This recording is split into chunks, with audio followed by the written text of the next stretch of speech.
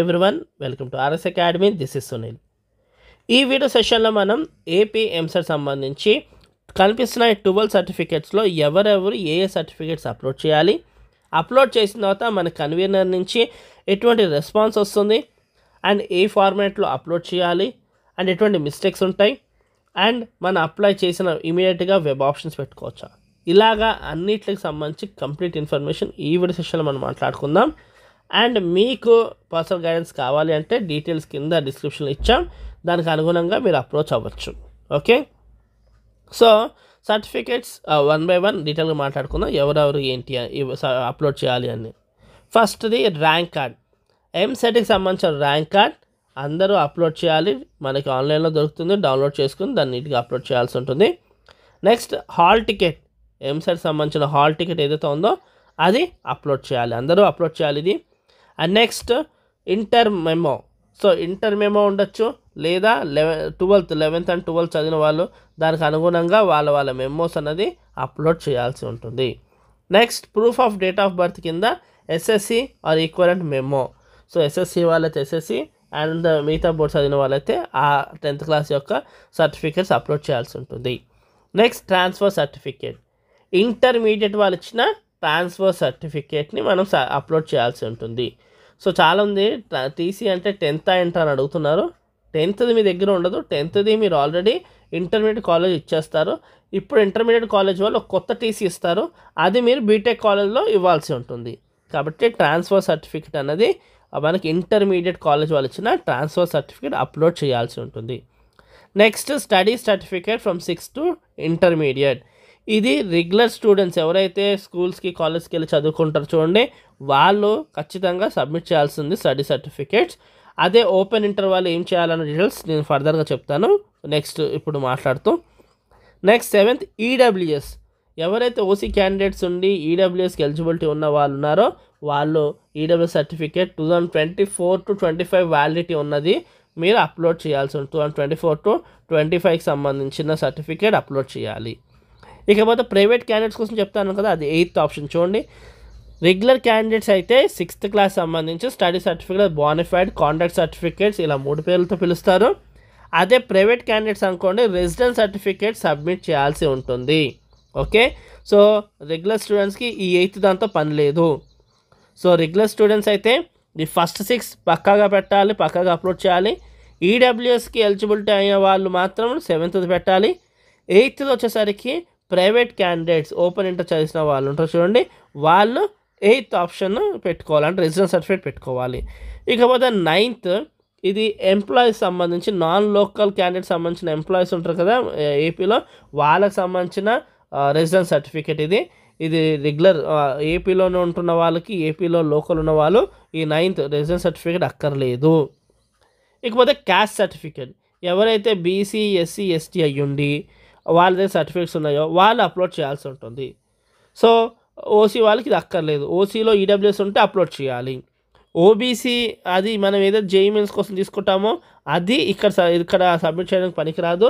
BC, ST, ఎస్సీకి సంబంధించిన caste certificates AP వాళ్ళు issue చేస్తుందో చూడండి, అది అప్లోడ్ చేయాల్సి ఉంటుంది, ఓబీసీని కాదు. Okay, next income certificates. Income certificate ఉన్నా పర్లేదు, లేదా రేషన్ కార్డు ఉన్నా పర్లేదు, ఇన్కమ్ సర్టిఫికేట్ లేటెస్ట్ అయి ఉండాలి. లేదా రేషన్ కార్డు ఉందనుకోండి, వైట్ రేషన్ కార్డు ఇంకా ప్రాబ్లం లేదు, అది చూపిస్తే సరిపోతుంది. ఇకపోతే మైగ్రేషన్, అది తెలంగాణ నుంచి ఆంధ్రప్రదేశ్ షిఫ్ట్ అయిన వాళ్ళు ఎవరైతే తెలంగాణ నుంచి ఇప్పుడు 2014 June 2 అంటే దాదాపుగా 10 సంవత్సరాల క్రితం స్టూడెంట్స్ ఉంటారు చూడండి, అప్పుడు మైగ్రేట్ అయిన వాళ్ళు అప్పటి నుంచి ఇప్పటిదాకా అక్కడే ఉంటున్నట్టుగా లోకల్ సర్టిఫికేట్ తీసుకోవాల్సి ఉంటుంది. సో ఇది ఆంధ్రప్రదేశ్లో ఫస్ట్ నుంచి ఉంటున్న వాళ్ళకి ఇది అక్కర్లేదు. ఓకే, సో ఈ 12th అక్కర్లేదు ఆంధ్రప్రదేశ్లో ఫస్ట్ నుంచి ఉంటున్న వాళ్ళకి, అండ్ అలాగే 9th అక్కర్లేదు, అలాగే 8th అక్కర్లేదు. ఈ రెసిడెన్స్ సర్టిఫికేట్స్ అన్నవి వాళ్ళు లోకల్గా లేని క్యాండిడేట్స్ లేదా మైగ్రేట్ అయిన క్యాండిడేట్స్ వాళ్ళకి సంబంధించింది, కానీ అక్కడే ఉన్న వాళ్ళకి రెసిడెన్స్ సర్టిఫికేట్తో పని లేదు. కాంటాక్ట్ సర్టిఫికేట్ లేదా స్టడీ సర్టిఫికేట్ ఉంటుంది కదా, అది సరిపోతుంది.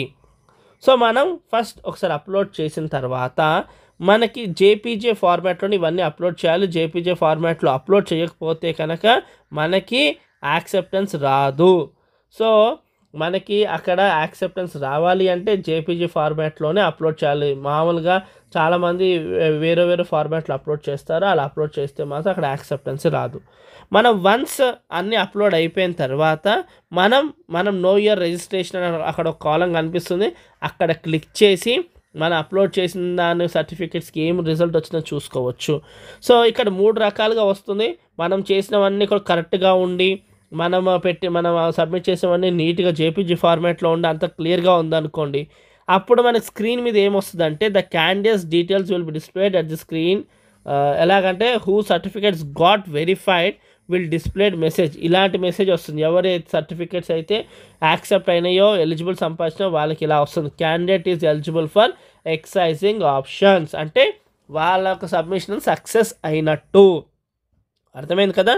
ఎవరైతే సర్టిఫికేట్స్ అన్నీ జేపీజీ ఫార్మాట్లో పెట్టి కరెక్ట్గా ఎక్కడ అప్లోడ్ చేయాల్సింది అక్కడే అప్లోడ్ చేసిన వాళ్ళకి ఈ కనిపిస్తుంది చూడండి, ఇలా వస్తుంది, candidate is eligible for exercising option, నీట్గా వచ్చేస్తుంది.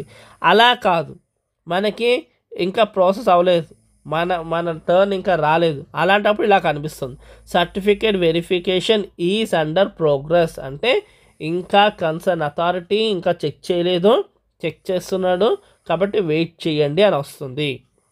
సో ఆల్రెడీ చెక్ చేసిన కొన్ని సర్టిఫికేట్స్ సరిగ్గా లేవు అనుకోండి, అప్పుడు ఇలా చూపిస్తుంది పెండింగ్ ఫర్ రీఅప్లోడ్, అంటే మీ ఎస్ఎస్సి మెమో ఓకే కానీ టీసీ నాట్ ఓకే, నీట్గా పెట్టండి అనో, ఏది పెట్టాలి, క్యాస్ట్లో ప్రాబ్లమా ఇన్కంలో ప్రాబ్లమా అని మెన్షన్ చేస్తుంది. ఆ పర్టిక్యులర్ సర్టిఫికేట్ మళ్ళీ నీట్గా రీఅప్లోడ్ చేస్తే సరిపోతుంది. ఓకే, మనం అప్లోడ్ చేసిన తర్వాత ఎక్కడికి వెళ్ళాలి, నో యువర్ రిజిస్ట్రేషన్ క్లిక్ చేసి వెళ్తే కనుక అంతా ఓకే అయితేనేమో ఇలా చూపిస్తుంది, candidate is eligible for exercising web options అని. అలా కాదు, మనది ఇంకా చెక్కింగ్కి రాలేదు, ఇంకా మనది ఆర్డర్లో ఉంది అంటే ఇలాగ అండర్ ప్రోగ్రెస్ అని వస్తుంది. మనది ఇంకా అథారిటీ చెక్ చేయలేదు, చెక్ చేయడానికి టైం పడుతుందని చెప్తున్నట్టు. అలా కాదు, చెక్ చేశారు కానీ మన కొంచెం 1-2 సరిగ్గా క్లియర్ లేవు అంటే అప్పుడు పెండింగ్ ఫర్ రీఅప్లోడ్ వస్తుంది. ఏది వచ్చినా టెన్షన్ పడాల్సిన అవసరం లేదు, 1-2 సార్లు రీఅప్లోడ్ చేయడానికి అవకాశం ఇస్తారు, ఎక్కడా టెన్షన్ పడాల్సిన అవసరం లేదు. కాకపోతే మీ సర్టిఫికేట్స్ అన్నీ కూడా నీట్గా స్కాన్ చేసుకుని జేపీజీ ఫార్మాట్లో పెట్టుకుని అప్లోడ్ చేయండి. మనకి ఆఫ్లైన్ అయితే బాగుంటుంది, కాకపోతే వెళ్ళే ప్రయాణం ఇబ్బంది ఏమో, కానీ ఆఫ్లైన్ ఏంటంటే ఏదైనా కొంచెం సరిగ్గా అటు ఇటు లేదనుకోండి ఇమీడియట్గా ఆ పర్సన్ చెప్తాడు. కానీ ఇక్కడ అలా కాదు, మనం అప్లోడ్ చేసిన తర్వాత కొంత టైం వెయిట్ చేయాలి మనము.